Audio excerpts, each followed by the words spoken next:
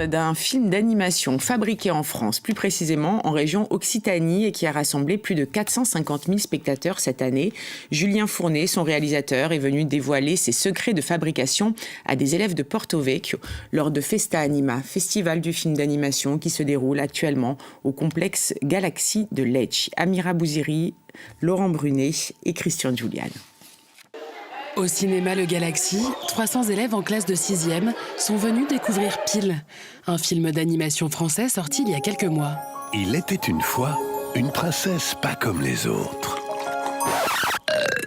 C'est l'histoire d'une petite orpheline livrée à elle-même qui finira par essayer de sauver les autres.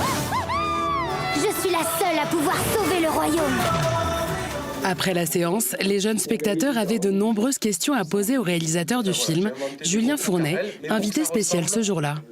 Les collégiens sont à la fois emportés par l'histoire et ils vont parler des personnages qui leur ont plu, tout ça. Et puis il y a aussi une grande curiosité sur la fabrication. C'est une main dans une chaussette. Donc les animateurs ont dû imaginer comment ils allaient rendre expressive une main dans une chaussette. On a dessiné ces expressions. Là, il boude. Là, il est étonné. Là, il est en colère. On est en sécurité ici. Ah ben non. Ce premier long métrage a nécessité 3 ans de travail. Et les collégiens ont visiblement été conquis à la fois par le film et par la leçon du réalisateur. Ça prend beaucoup de temps de faire les détails, les couleurs et le dessin. Il faut beaucoup travailler, il faut faire énormément d'efforts parce que sinon c'est la cata assurée. Et la transformer en chapoule. Pour le complexe Galaxy, le seul cinéma de l'extrême sud, fermé pendant 10 mois à cause de la crise sanitaire, le festival, c'est l'occasion d'offrir de la culture aux jeunes.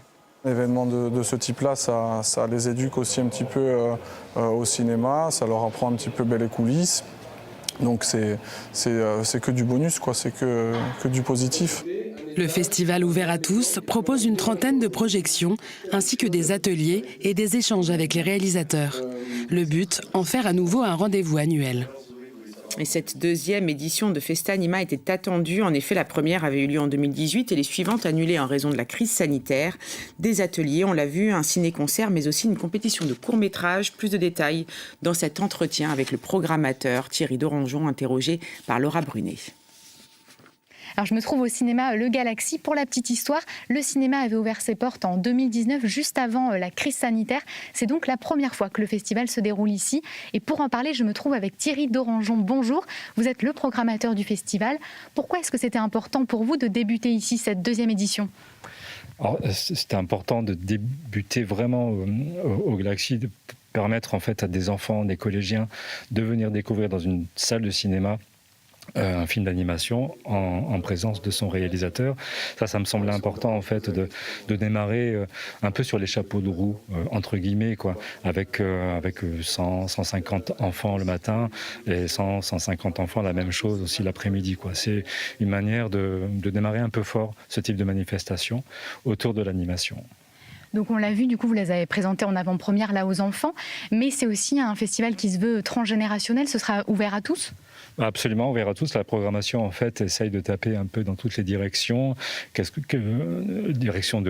avec des genres différents et puis des âges différents, puisqu'il y a une programmation de court-métrage qui sera diffusée chez notre partenaire, la médiathèque Nîmes de Porto Vecchio. La ville de Porto Vecchio est partenaire de cette manifestation. Là, il y aura des courts-métrages avec 3 programmes qui ont été concoctés en fonction justement des âges différents des enfants qui viendront les voir.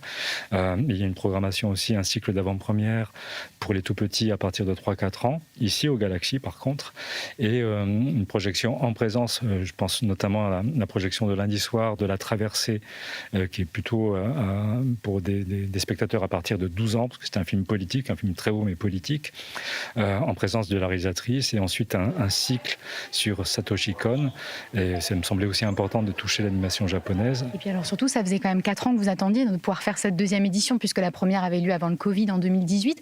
Comment est-ce qu'on en vient comme ça à faire un festival d'animation ? Pourquoi est-ce que ça vous tenait à cœur ? Parce que j'aime le cinéma de toute façon dans toutes ses dimensions. On organise déjà 2 festivals de courts-métrages, un en janvier qui est un peu exigeant, qui explore un peu les rapports qui peuvent exister entre le cinéma et la littérature. Et la poésie, plus précisément, c'est même autant une manifestation littéraire que cinématographique. Et au cœur de l'été, un festival qui s'appelle le Festival des courants fêtes, c'est de la fiction classique, et on privilégie l'extérieur. C'est un festival plus grand public. Donc il manquait, en fait, j'avais pas encore coché